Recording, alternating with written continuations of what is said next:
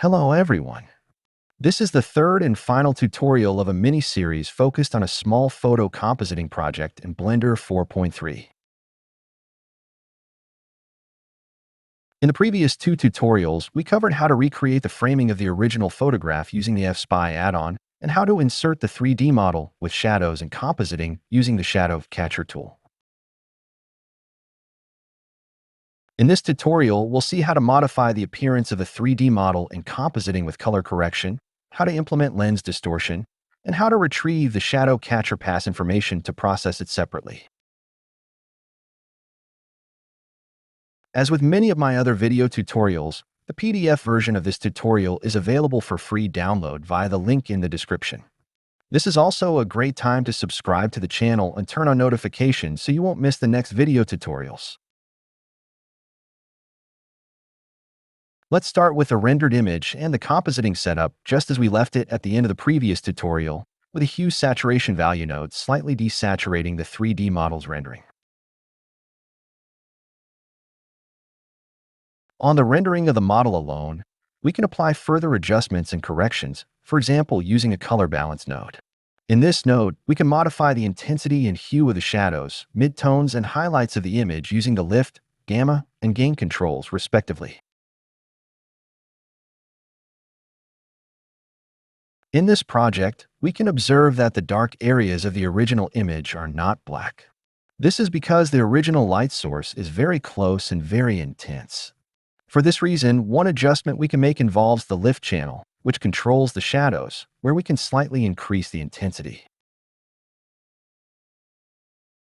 We immediately notice an issue, which becomes more evident if we connect color balance directly to the viewer and significantly increase the lift value. It's not just the rendering that becomes lighter in the dark areas, but also all the other parts that should remain transparent. Therefore, we need to assign transparency to the image we're processing. Fortunately, this can be easily done by using a set alpha node between color balance and alpha over using the alpha output from render layers for transparency.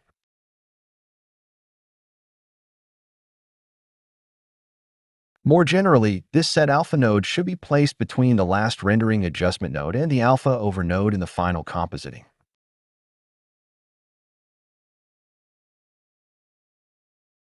We can then modify the color balance and add other adjustment nodes, such as brightness, contrast, or gamma, to better integrate the rendering with the original photograph. For example, I'm trying to reduce the contrast in the rendering.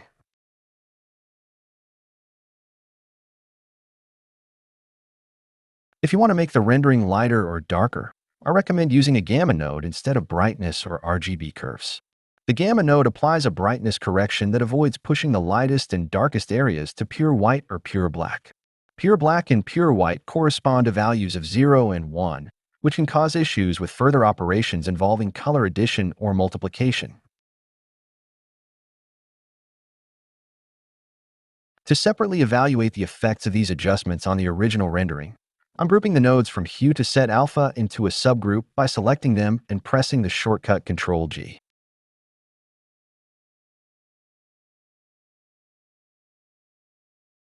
We can access this subgroup by selecting it and pressing the Tab key.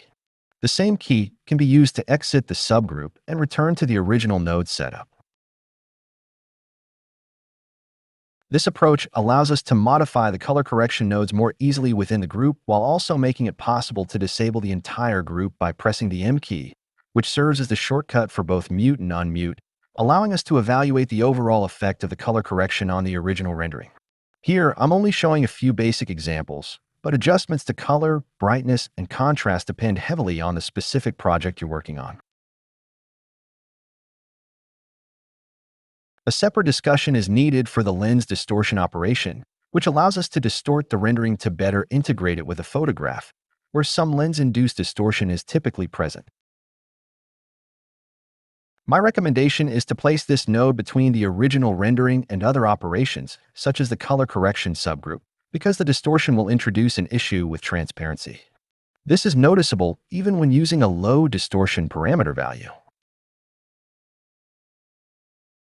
The problem arises because lens distortion modifies the appearance of the rendering but not its transparency, resulting in black areas where the image has been separated from its shadow. Similarly, there will be semi-transparent areas where the image overlaps regions that were originally transparent in the rendering. To solve this issue, I apply the same distortion operation to the alpha channel of the rendering using a second lens distortion node. Then, I send this result to the alpha input of the color correction node subgroup. To modify the distortion values of both nodes simultaneously, I can group these two nodes into a new subgroup and connect their distortion inputs to a single input of the subgroup, using a reroute node for this operation. This way, we can adjust both values with a single parameter, preventing the object from losing its shadow.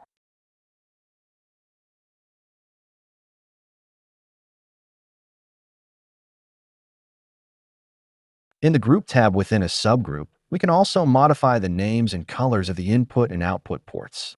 This is particularly useful for the distortion input of the new subgroup, as we can change the input port colors and, more importantly, switch the port type for the distortion value from color to numeric.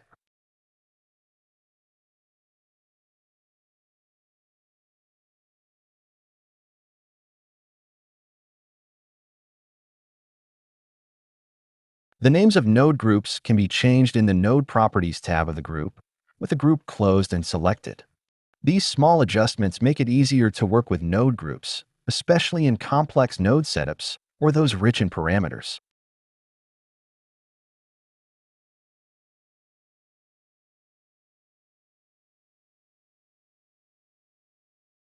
The final topic of this tutorial covers how to extract only the shadows produced by the shadow catcher so that they can be processed separately. The first step, of course, is to enable the shadow catcher option in the Light Passes section of the View Layer tab.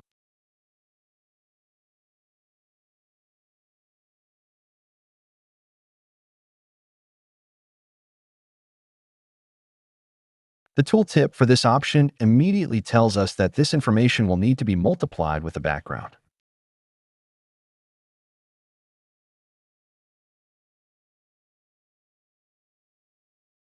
If we run a render now and switch to the compositing workspace, we'll notice that the shadows are no longer integrated into the final rendering.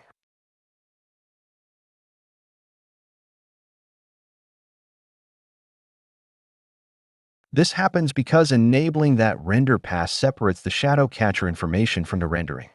We can view this information by connecting it directly to the viewer node. As mentioned in the tooltip of the shadow pass option, this mask needs to be multiplied in the compositing to integrate these shadows into the final result. However, since we've applied several operations to the rendering, including a lens distortion operation, this separated information doesn't suit our purposes. To recreate the basic compositing with this separated information, we first need to connect the image output from render layers to the second image input of an alpha over node.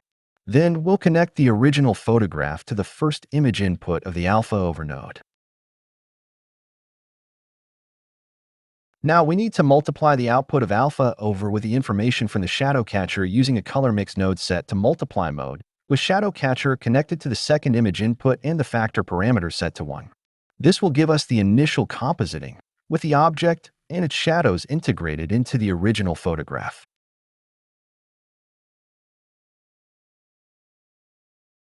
Separating the shadow catcher information in compositing is useful when we only need the shadows, for example, because we plan to replace the model used in the rendering with something else later on.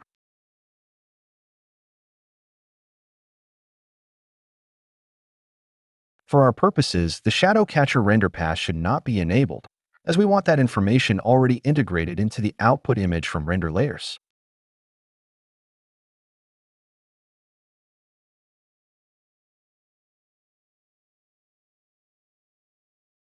That's it for this third and final episode of this small photo compositing project in Blender. I hope you found this mini-series helpful. See you next time.